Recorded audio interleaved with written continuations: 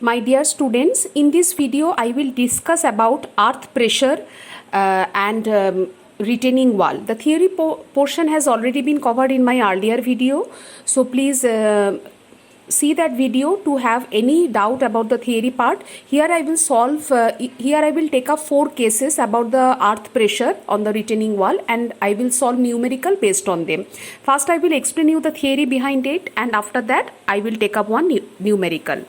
Let us start with our first case. The case number 1, we do it like this way: active earth pressure for various cases. First case is dry soil without surcharge.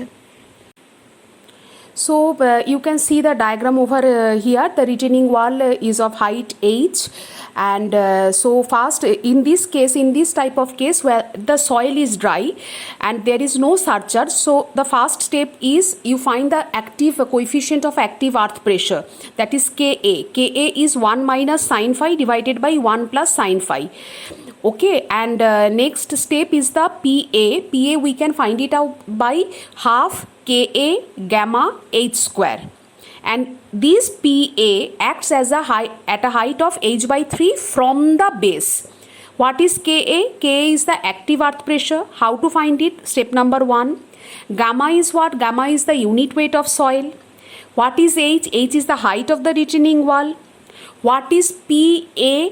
Pa is the active thrust per meter run. And where this force will act? This force will act from the base at a height of h by 3. So this is the case for a dry soil without any surcharge.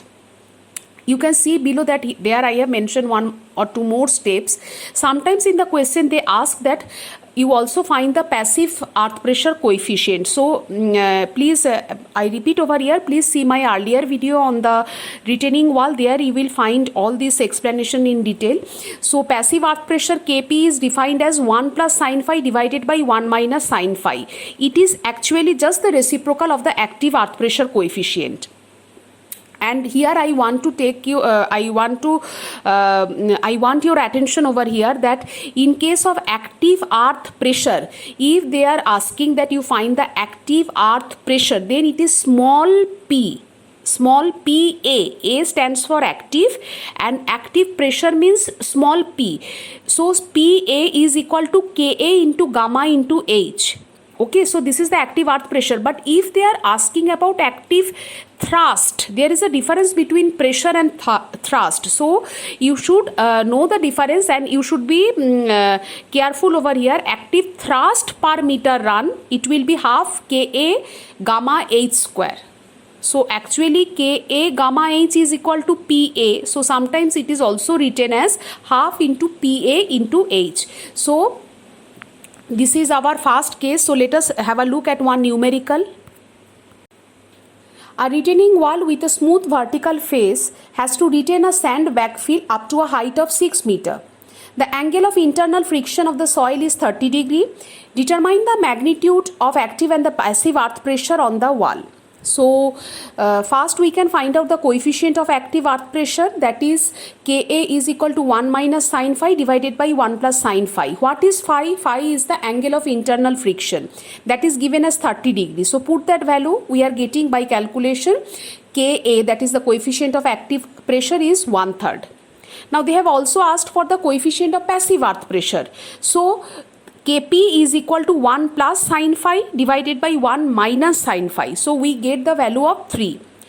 Here you can also note it down, or you can also state in the answer that as Kp is inverse to Ka, Kp is equal to 1 by Ka. So after getting the value of Ka as 1 by 3, you can directly also write it down. The value of Kp is 3. Now let us have a look at the second part.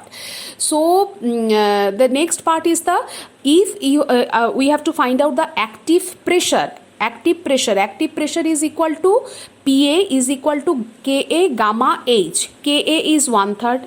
Gamma is given as in this problem, it is let us assume it as 19,600 Newton per meter cube. And what is the height of the retaining wall? Height of the retaining wall is 6 meter. So 6 meter is, so if you put the value, we are getting as 39,200 Newton per meter square. So that is the value of the active pressure. And similarly, I have found out one extra part, that is the passive pressure. Passive pressure will be PP is equal to Kp into gamma H. So it is coming as 3,52,800 Newton per meter square. Now let us consider the case number 2. Case number 2 is fully submerged soil without surcharge. Remember the last case we have discussed, that is the dry soil without surcharge. Now we are taking fully submerged soil without surcharge. So the diagram also you can see over here. So first step, what we have to do, we have to find out the submerged unit weight. How that can be found out, we have learned it in the geotech. That is the submerged unit weight is equal to saturated unit weight minus the unit weight of water, which is equal to 9.81 kilonewton per meter cube or 10 kilonewton per meter cube. So first step, you have to find it out. Second step, as usual, coefficient of active earth pressure, that is 1 minus sin phi divided by 1 plus sin phi, correct? The third step over here, third step is the active pressure is equal to small pa. Remember, whenever we are using small pa, that is the active pressure. So Pa, now you understand, here the soil is submerged. So what we have to do, the formula goes like this way: Ka gamma submerged into H plus gamma W into H, and active thrust is equal to half this active pressure, that is small Pa into H, and it will act at a height of H by 3 meter above the base or from the base. So the pressure distribution diagram also I have shown over here. Please look it carefully. Capital H is the height of the retaining wall. With the blue color I have shown you, that is the Ka gamma submerged H, that is for the submerged unit weight, the active earth pressure, and with the red part, that is due to the water unit weight of water, so gamma W into H. And after that we have to find out the active thrust, and it will act as a height of H by 3. Let us have a look at the numerical, it will be more clear. A retaining wall with a smooth vertical face has to retain a dry backfill up to a height of 10 meter. Determine the magnitude and the point of application of the resultant active thrust on the wall. If the backfill is fully submerged, then find the magnitude and the point of application of the resultant active thrust on the wall. The unit weight of backfill and saturated unit weight are 15 kilonewton per meter cube and 20 kilonewton per meter cube respectively. The angle of internal friction is given as 30 degrees. So this is a little bit lengthy problem, so we will go slow step by step. The first part of the problem, it is just the repetition of the case number 1.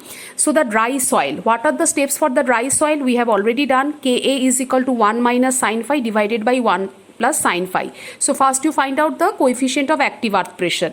That comes out to be 1 by 3. Next is the resultant lateral thrust per meter run of the wall. Pa is equal to half Ka gamma H square. That also we know. So half Ka is the value of 1/3 Ka into gamma into H square. So Ka is 1/3, gamma is given as 15 and H is given as 10 square. So this comes out to be 250 kilonewton. And where it will act? It will act at a height of 1 by 3 from 20 or 10 by 3, 1/3 from the base, correct? Na? So 10 by 3 above the base it will act. So this is the first part, actually it is just the repetition of the case 1. Now let us have a look at the part 2 where the soil is fully submerged. So here what we have to do, first we have to find out the submerged unit weight. How we can find out? Gamma saturated minus gamma W, that is saturated unit weight minus unit weight of water. Saturated unit weight is given as 20, gamma W is given as 9.81. so this gives us the submerged unit weight as 10.19 kilonewton per meter cube. Now you remember the formula. First we have to find PA is equal to KA, gamma submerged into H, plus gamma W into H. So KA is 1/3, gamma submerged is 10.19, H is what? Height of the retaining wall 10 meter, plus gamma W is equal to 9.81 into 10. So while writing down, see, I have not written down the direct answer. Please write it like this way. The first part answer comes out to be 33.97 plus second part answer 98.10. Please write it in this format. You will understand why I am telling it like this way. So this gives the total as 132.07 kilonewton per meter square. Now resultant thrust per meter run of the wall will be P is equal to half into PA into H. So what is half? We have put PA is coming as 132.07, H is the height of the wall, that is 10. So this gives us 660.35 kilonewton acting at 20/3 below the soil surface or 10/3 above the base.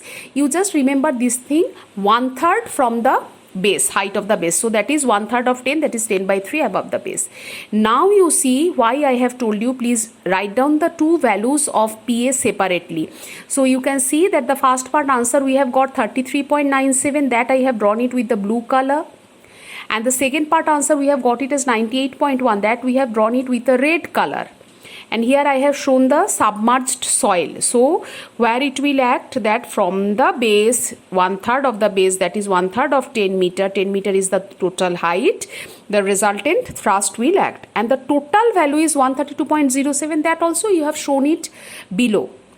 So this is about the case 2. Next case is the case number 3. Now soil subjected to a super loading Q. Till now what we have discussed, dry soil without surcharge, then the fully saturated soil without surcharge, then now we are solving soil subjected to a super loading. In the first two cases there were no super load, correct? So let us have a look at the theory. So H is the height of the retaining wall, Q is the super load, it is acting as it is shown in the figure. So in this case what will be the earth pressure on the retaining wall? So what are the steps? First step, you find out the active earth pressure coefficient, 1 minus sin phi by 1 plus sin phi. Now the second step is pressure due to the super loading, because here there are two pressure acting. One is due to the super loading, another is due to the weight of the soil. So let us have a look at the first case, that due to the super loading Q. So pressure, always it is small p. L I have given, subscript L I have written for the loading. So how we can find it out? Coefficient of earth pressure multiplied by the loading, Ka into Q. And this will be a rectangular distribution.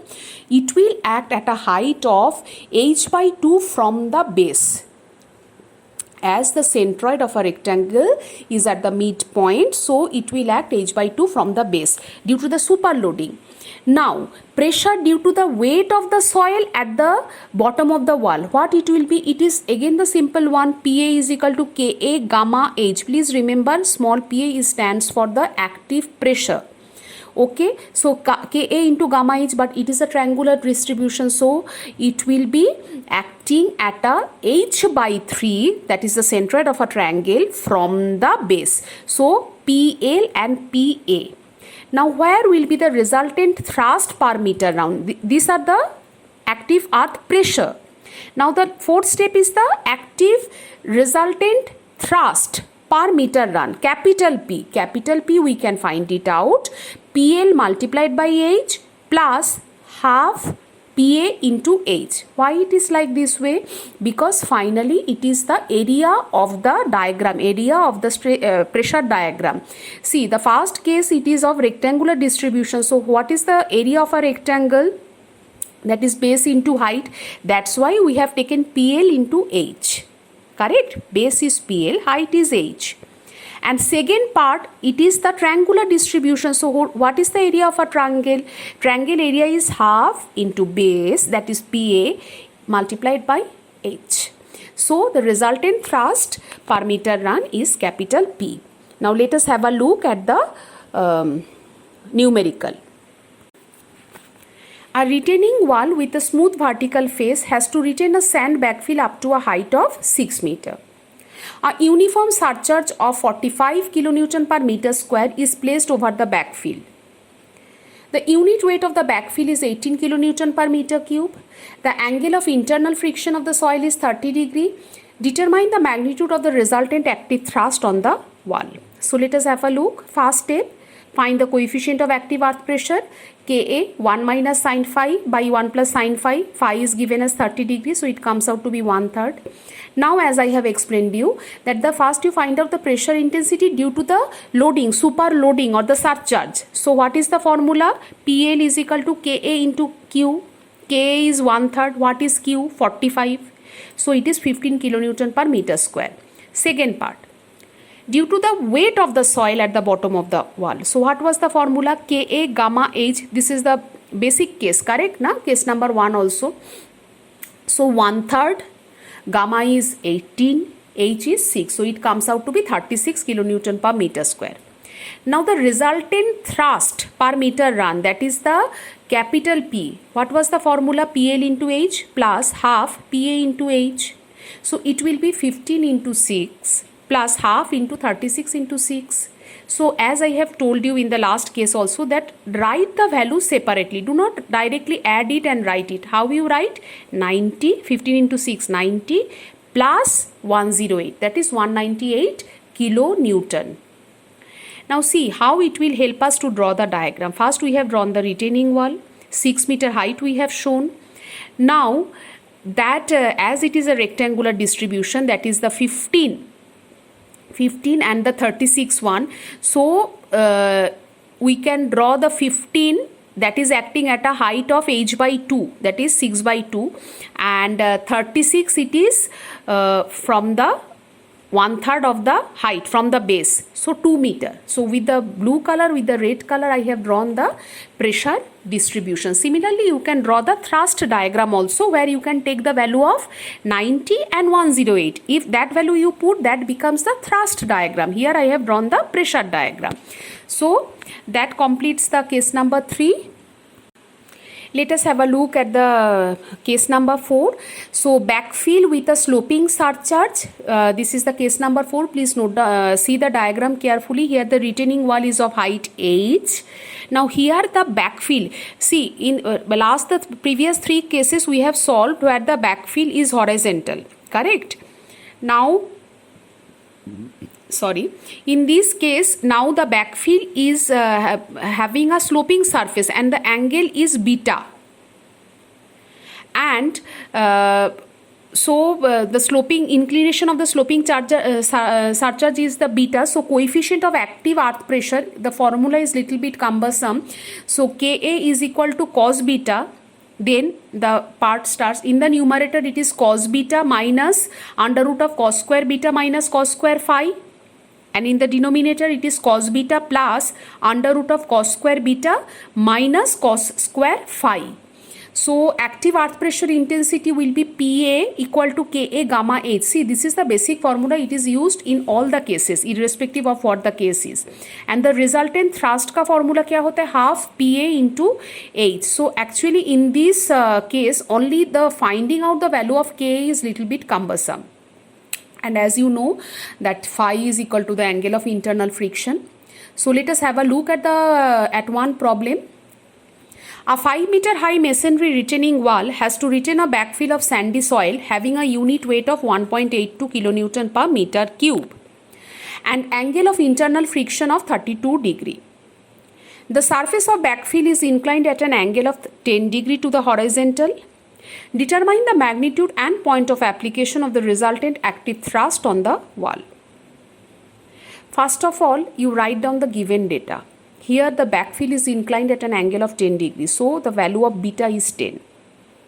What is the value of gamma? Gamma is equal to 1.82 kilonewton per meter cube. Height of the wall is 5 meter.